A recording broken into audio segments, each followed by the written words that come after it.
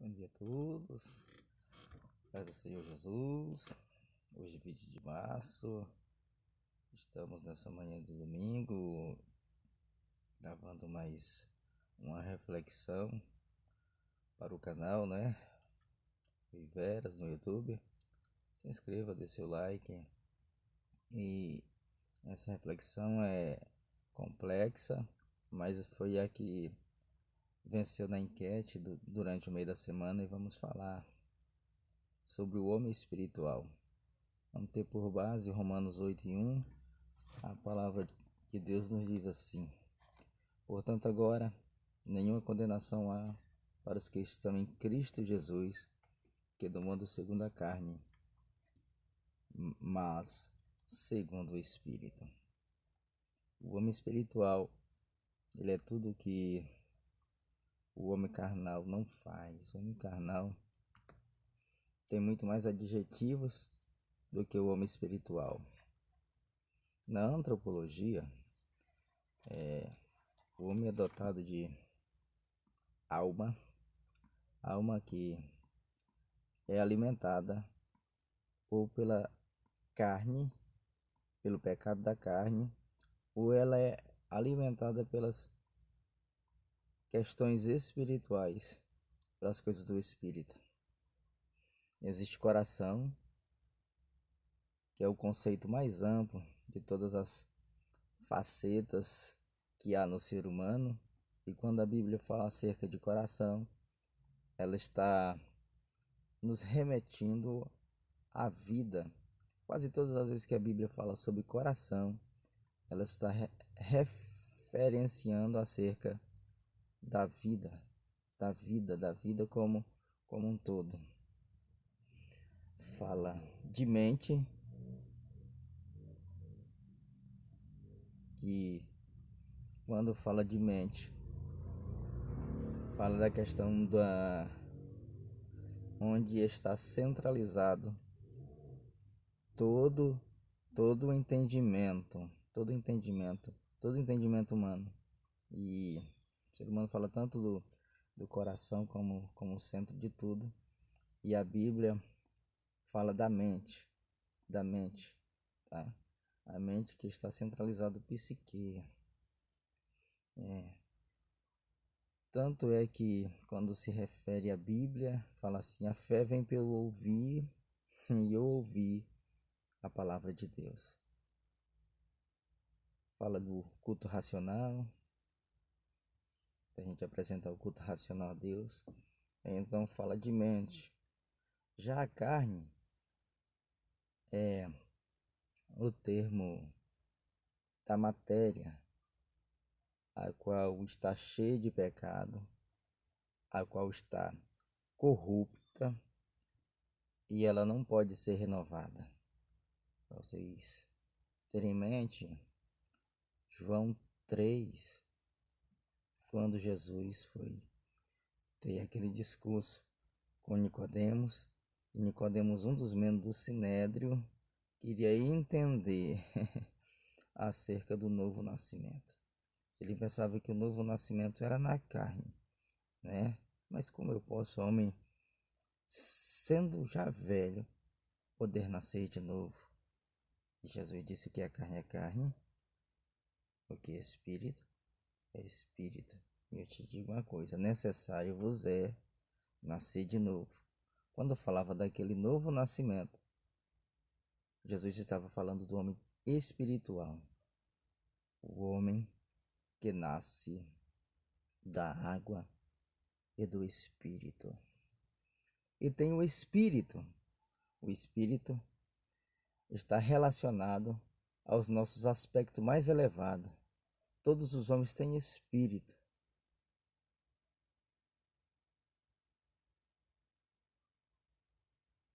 Embora tenha alma, mas o espírito é uma faceta. Ele é uma faceta diferente. Quando Deus soprou lá no Éden, no Adão, soprou neles o espírito, soprou neles fôlego de vida. Quando Jesus foi ressuscitado e apareceu aos discípulos, soprou neles também um espírito e pediu para eles ir para Jerusalém até do alto, eles fossem revestidos de poder, que foi o Espírito Santo. E o que é mais interessante dessas facetas do ser humano, tanto que o ser humano é complexo, ele tem ainda outra faceta, que é a questão da consciência. A consciência, embora ela tendo sido afetada devido à queda do homem, ela é uma das facetas do espírito e que dificilmente ela vai estar errada, em que você pode confiar nela, confiar nela. Não todas as vezes. E aí eu quero repercutir com vocês e trazer a reflexão a vocês de que até o espírito que é a parte mais íntima de Deus dentro de nós, ele pode ser corrompido. Imagine a nossa consciência. E como eu posso fazer para ser um homem espiritual, sendo que até o espírito, o espírito em si, ele pode ser corrompido.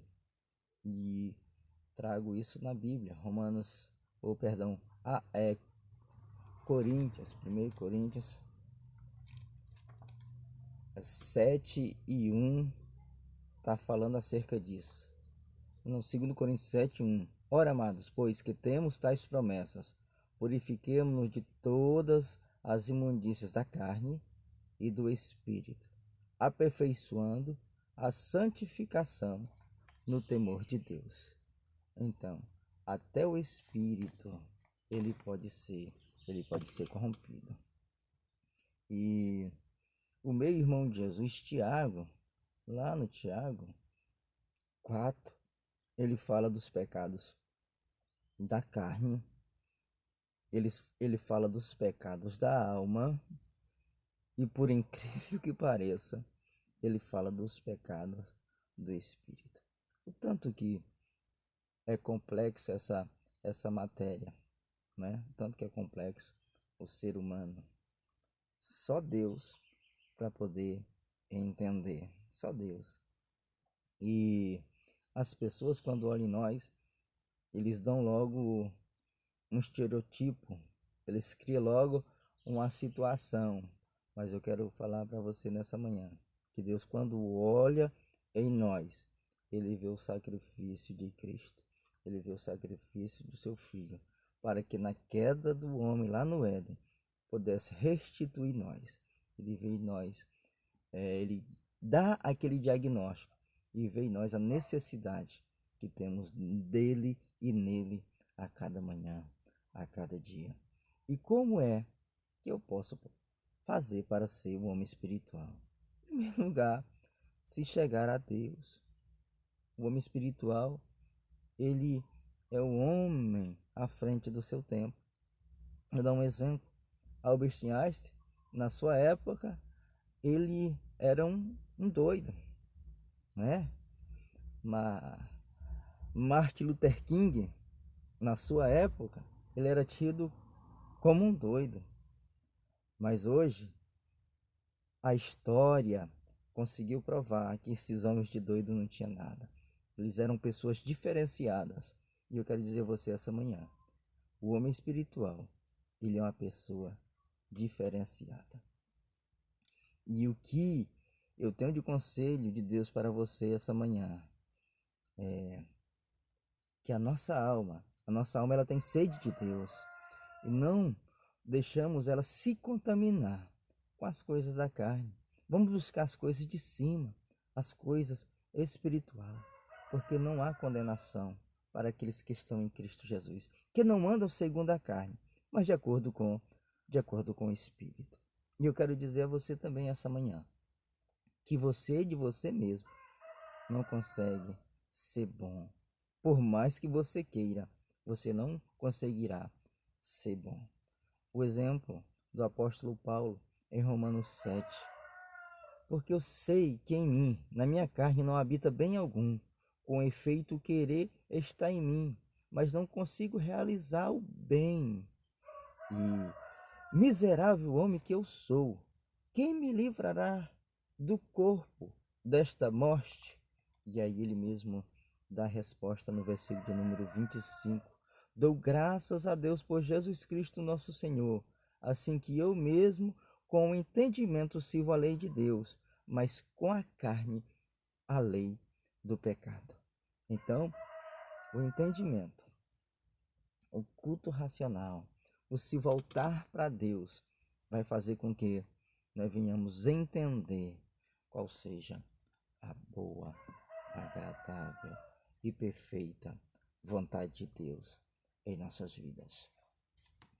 E o outro conselho de Deus essa manhã é que possamos ter harmonia entre o corpo, a alma e o espírito. Porque o homem espiritual que vive só no espírito está faltando algo. Ele precisa harmonizar. Um exemplo, nessa pandemia. Essa semana perdemos um irmão em Cristo, cantor Lázaro. E a herança do pecado fez com que ele talvez não viesse resistir o que ele pudesse ter que resistir, embora ficando um mês ou quase um mês internado. Porque antes dele aceitar a Jesus, o seu mesmo testemunho diz que ele acabou com a sua vida no álcool e nas drogas. Então teve a consequência do pecado nisso, atacando o seu corpo, atacando o seu pulmão, atacando, quem sabe, o seu coração. Então não tendo a mesma saúde.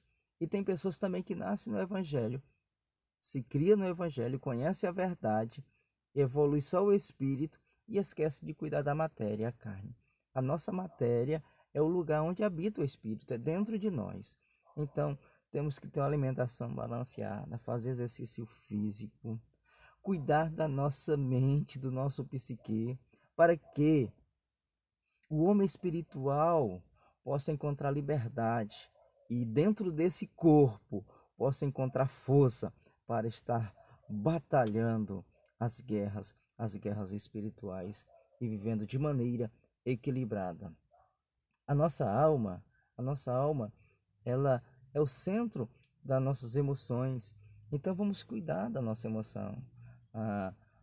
As pessoas mais esclarecidas, elas entendem que precisa fazer divã, que precisa de um terapeuta, que precisa de um psiquiatra. Nós talvez não temos essa condição de um psiquiatra, de quem sabe um psicólogo, de quem sabe um psicoterapeuta, mas vamos cuidar das nossas emoções, vamos buscar tempo com a nossa família, vamos viajar, vamos buscar autoconhecimento, exercitar aquilo que a gente gosta, aquilo que a gente não gosta, vamos aprender a dizer não. Então, vamos cuidar da nossa alma. E por fim, vamos desenvolver o homem interior, desenvolver o homem espiritual, porque só assim nós iremos entender o real desígnio de Deus para nossas vidas. Eu queria e quero finalizar com Romanos 12:2, para que possamos entender qual é a vontade de Deus para as nossas vidas. Romanos 12:2. A palavra de Deus nos diz assim: E não vos conformeis com este mundo, mas transformai-vos pela renovação do vosso entendimento, para que experimenteis a vontade de Deus para a nossa vida. Só há três vontades: a vontade boa, a vontade agradável e a vontade perfeita. Vontade boa, vontade agradável e vontade perfeita, para que experimenteis qual seja a boa, agradável e perfeita vontade de Deus para as nossas vidas. Então Deus só tem três vontades para a nossa vida: a boa, a perfeita e a agradável. Então vamos nos voltar para Deus enquanto há tempo oportuno. Vamos buscar a presença de Deus, vamos clamar. Esses dias eu falei tanto de oração, os três aspectos da oração, dei o exemplo da oração dominical. Essa é uma das formas da gente se voltar para Deus, alimentar o nosso espírito, alimentar a nossa alma das coisas de Deus e buscar experiências reais com Deus, porque o homem espiritual, ele é o homem à frente do seu tempo. Que Deus em Cristo nos abençoe e eu agradeço a Deus por mais essa rica oportunidade. Tenham todos um domingo abençoado. Lembre-se, inscreva-se no canal no YouTube, dê seu like. Rui Veras. Tá? Deus abençoe a todos.